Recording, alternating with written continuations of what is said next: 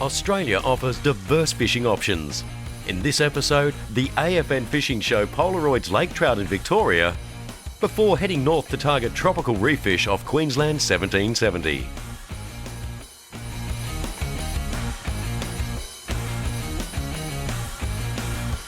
Sight fishing is an exciting and effective way to catch trout. Today, Nige Webster joins up with Phillip Weigal to Polaroid lake trout in low light conditions. It's always neat on a fishing trip the moment you turn off the highway and you start getting into new areas. And today we've turned off the Western Freeway and I've started getting into a really neat little area of country Victoria, and it's just got such a signature look to it. There's little villages, really small dwellings and rustic fences and cows and sheep and plenty of rabbits. The area known as Millbrook Lakes is 11 separate lakes and they've been stocked with some quality trout. The thing with these trout is they do get to see a few people, and being big they start to get pretty cautious, which means they're not always necessarily easy to catch. Now today the plan is going to be that we have to try and spot these fish. It's the cooler months, which means polaroiding really comes into its own.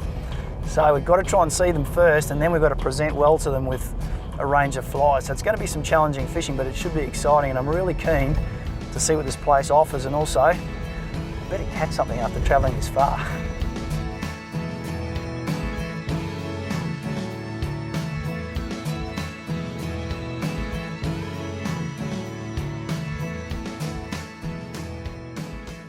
A lot of times we wait for beautiful sunny days to get out and Polaroid, but the way nature has it, particularly these days, get cloud a whole lot of the time, Phillip, but it doesn't mean that we can't see fish with some quality lenses, and these days sunnies are getting so good that we're getting the special shades like copper and your low light lenses, which mean we can still come out here and fish one of your favourite spots. That's it, Nigel, and look, you'd be waiting a long time for a sunny day this year, but clear water like this, Polaroiding's our bread and butter even on a day like today.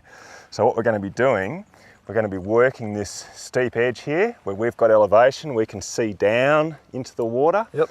Gives us that little bit more of a window. The shots are going to be fleeting, you know, there'll be fish coming past. We'll get maybe 1 or 2 seconds to get a fly in front of them. So what I like to do is put the fly under an indicator. That way I can fish it static. If I'm pulling the fly past the fish all the time, I'm going to stir them up. Yes, they may hit it, but if they don't, they probably won't come back. Whereas fishing the indicator, the first thing they're aware of is just this little stick caddis sitting in the water, doing nothing. It's very unalarming. We don't have to move as the fish comes up. It's a natural way for a lot of these small insects to be presented. You know, what people don't realise, in nature, a common response to danger for a little tiny bug is to freeze. To stay still. It's not to run or bolt, or especially if you're not a very strong swimmer like a stick caddis. So we're setting traps basically, trying to get that fly in front of the fish, so that the first thing the fish is aware of is not me casting and the rod waving around and so forth. It's a little stick caddis caught in the open, nowhere to go. So there's nothing much to it, is there? But you'd be amazed. I reckon that fly would catch me a third of my big lake trout every year. That little miserable little fly. The good thing about the fish that are in close, we know they'll be feeding. They won't be in this 2 or 3 metre strip off the bank if they're not feeding. So while if we had amazing infrared vision, we might be able to see fish in 20 or 30 foot of water out there, they probably wouldn't take the fly anyway. So in a sense, the fish that we can see are also the ones that are most likely to take the fly. We see them, we can catch them. Fingers crossed. All right, mate, let's go and try and see one, eh?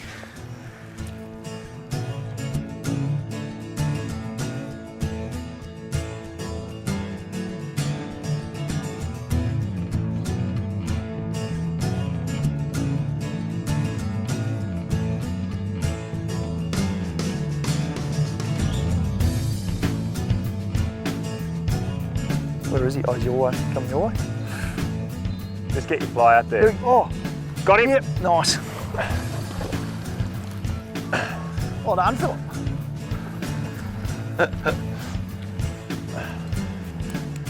Geez, he hit that at a million miles an hour. This is like, I was watching, there was 2 there, and I was watching one, and this torpedo came out of the left screen. He went for it so fast.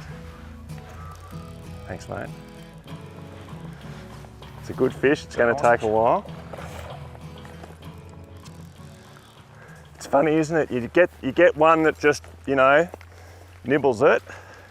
And one wants it bad. It's going to get him up here where he can get down into the water a bit better. It's a very steep edge here. And then you'll get one that's just desperate for it, you know, it's a little tiny stick caddis imitation. Very impressive how shallow these guys cruise, mate. And you made a good point, if they're cruising, they're eating. Yeah, they are, yeah. If you're seeing them, they won't come in here for nothing. You know, if they're not feeding, they'll be out there in 20 foot of water doing, it's just too dangerous. They're just not going to cruise there for nothing.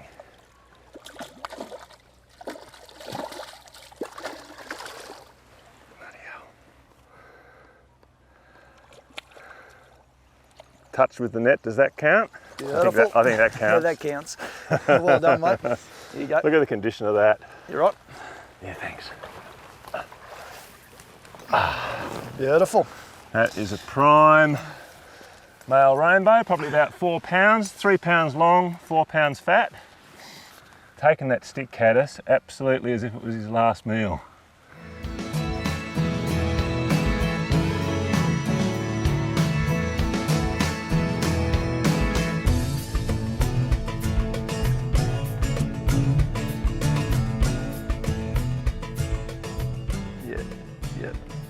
Fish coming.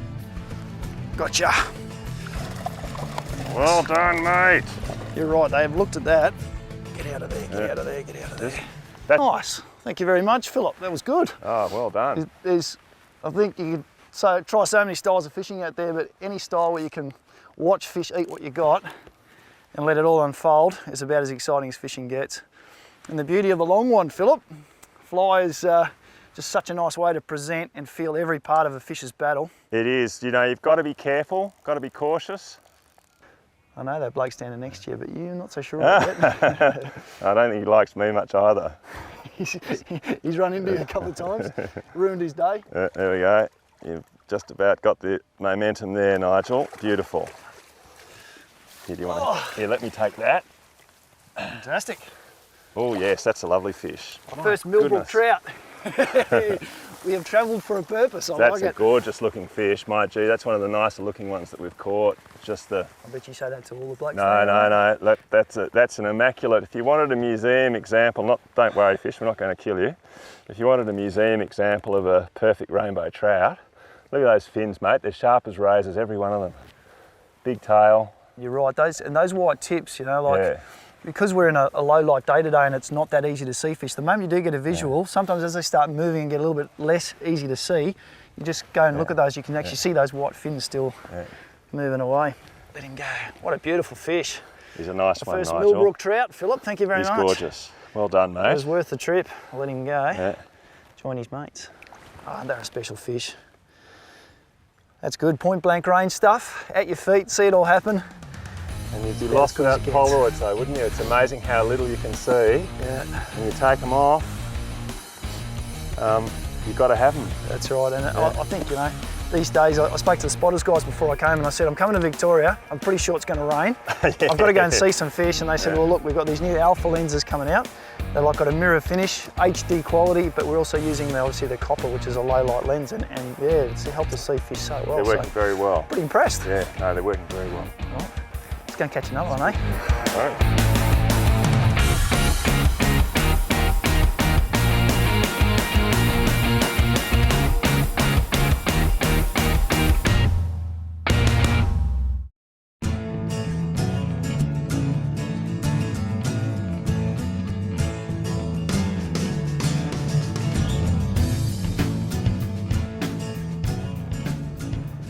A bit of change of tactic. Come to a new lake, and whereas we were polaroiding before in a slightly deeper waterway, decided to start throwing some wets in this lake. And by that I mean streamer style flies that look a little bit more like bait fish profiles. It's another very reliable technique when you're fishing here in winter. And obviously two of the key techniques is A, polaroiding, trying to see fish and put little nymphs and emergers in front of them, and the other good option, particularly when sometimes you want to fish a wider expanse of water and show some bait fish profiles to fish, is to do exactly this, start stripping wets across a wider area. It's a great searching technique, and particularly in a lake like this, which isn't as deep as the last one we fished, lets you cover a lot of good quality water and get active fish coming in search of what you might be throwing.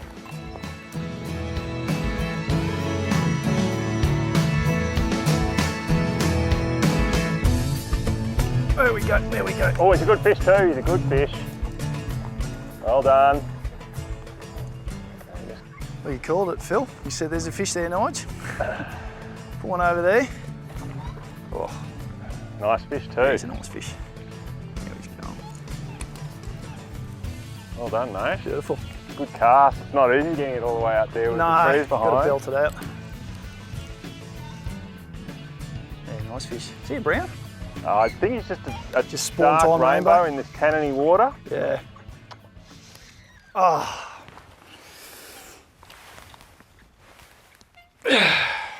Nothing you could have done about that one. Take a moment. Far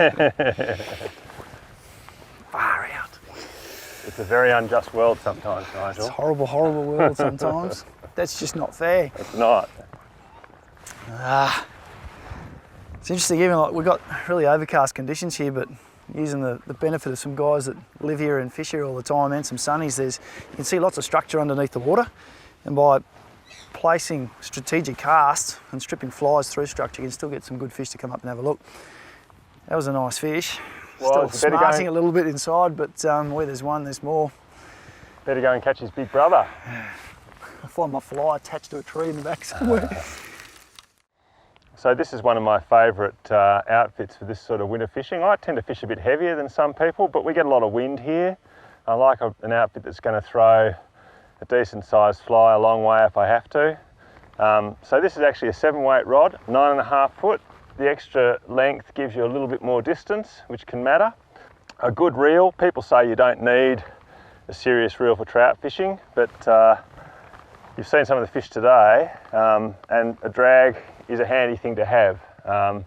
Like you might need it all the time, but when you need it, you really need it.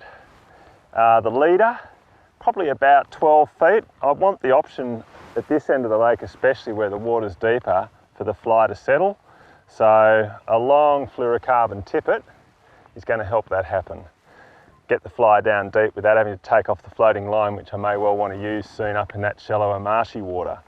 As for the fly, we're trying a mixture of large wet flies. This is at the garish end of the spectrum. It's a bit of a gamble really. Really flashy wet flies like this can be a bit too much for the bigger trout, but the water's a bit dark, the sky's dull, and the other boys are fishing more subtle patterns, so I'm giving it a try.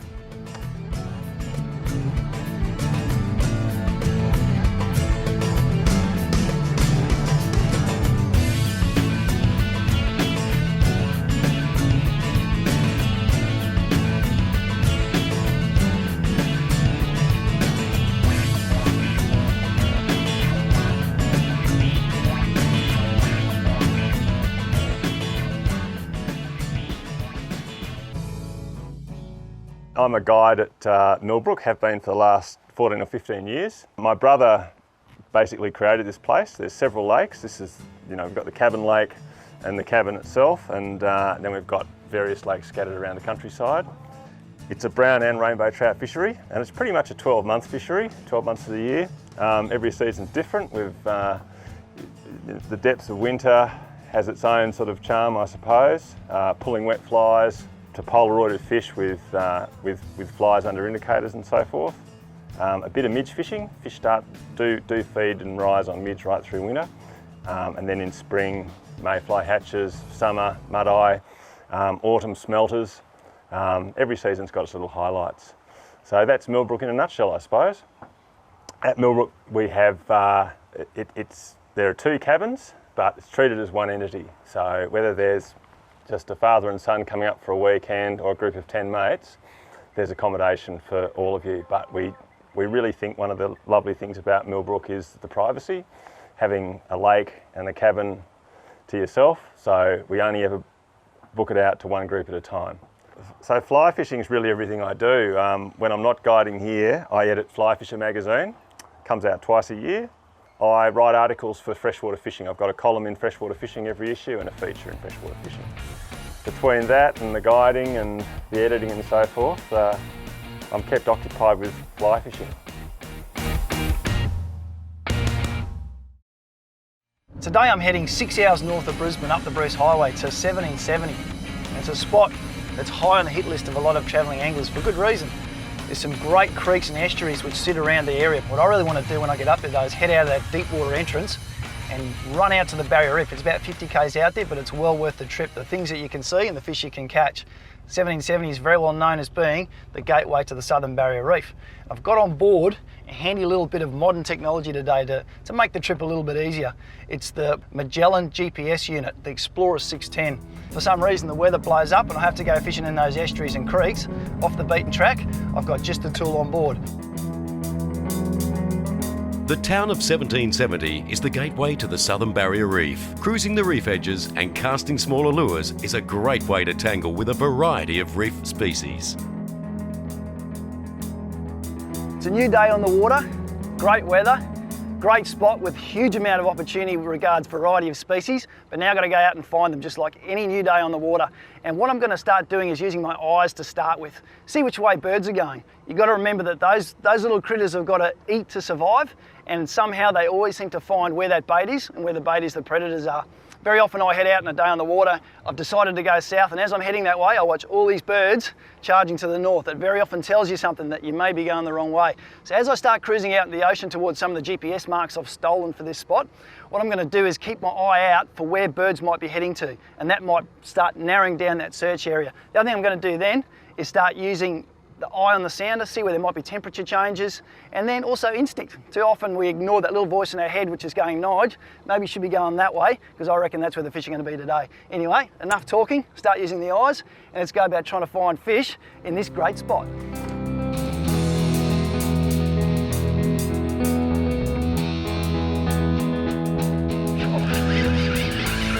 Yep, that's on, got it, that's on.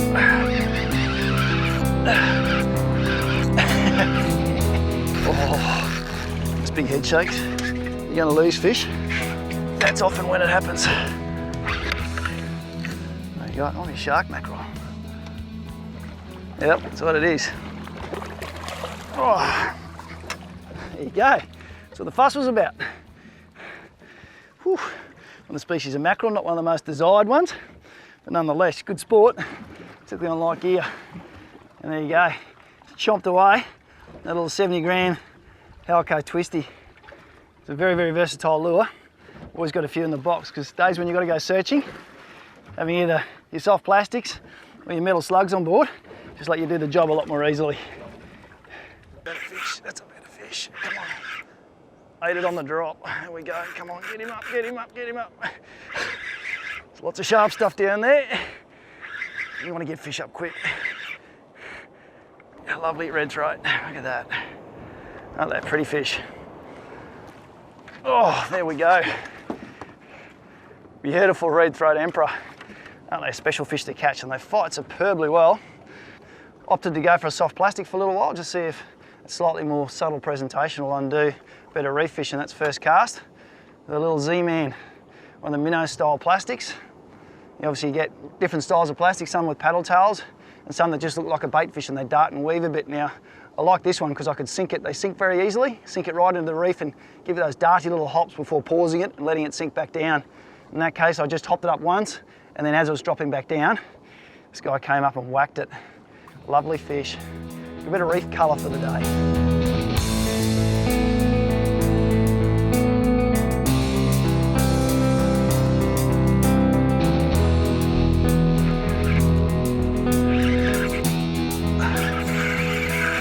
Come on, get up, get up, get up, get up.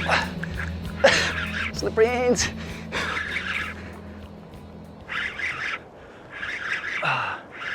What do we got here? The searching's starting to pay off. Magnificent reef fish. Look at the colours on these things. They are splendid fish. Prime reef hunters. They live alongside the coral trout, many other things that you find along our rocky reef, particularly in our tropical areas. And made to hunt. He's got a surprisingly big mouth for a fish that size. They used to scoff at anything that comes into their area. Once again, plan here, I've found what looks like a quality reef edge. It's up in about 6 metres up in the shallows, and then it drops off into 20 metres. And now what I've done is I've cruised that edge. I've seen quite a bit of current moving through it. And for me, that means it's a good place for bait fish to be able to held in certain pockets where the current moves and swirls So you're going to find your predators here, but then with that dropping contour, it's going to be plenty of option for fish to sit and hide and wait for that food to come past, particularly now that the sun's getting up a little bit.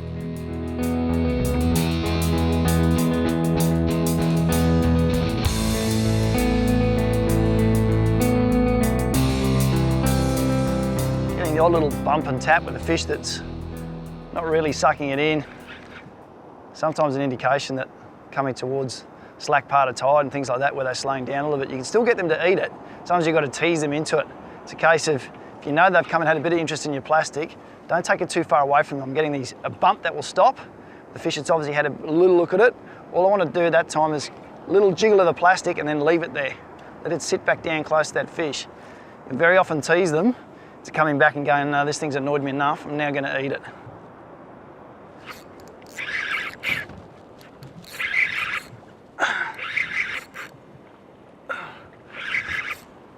Come on. What have we got here? He came and gave that a fair old whack.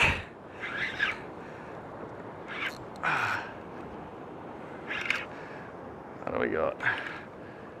Oh yeah, lovely. Nice fish. Here's a coronation. Just out of 1770. Well, not just out, good 50, 55 k's of 1770. You come across a bunch of coral reef islands. It's the southern extremity of the barrier reef. They call the bunker group. They contain islands like Hoskins and Bolt and Lady Musgrave. At the moment, just in my background is Lady Musgrave. It's a beautiful spot to visit. There's a bunch of yachts moored there. There's a calm little harbour that you can sit in overnight. A fair few fishers come out here and sit overnight and then come out and fish for a weekend. It's a wonderful place to come and see, and not a long drive from Brisbane, just down the road from Gladstone. It offers some spectacular scenery for the travelling angler and some magnificent fishing. Isn't that beautiful?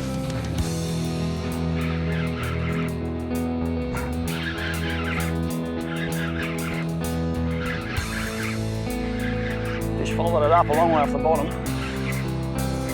Let's eat that. Let's see what we have. Lovely. That's what we love to see. Good old common coral trout. Another one of the prize targets for anglers travelling up the coast to fish the barrier reef.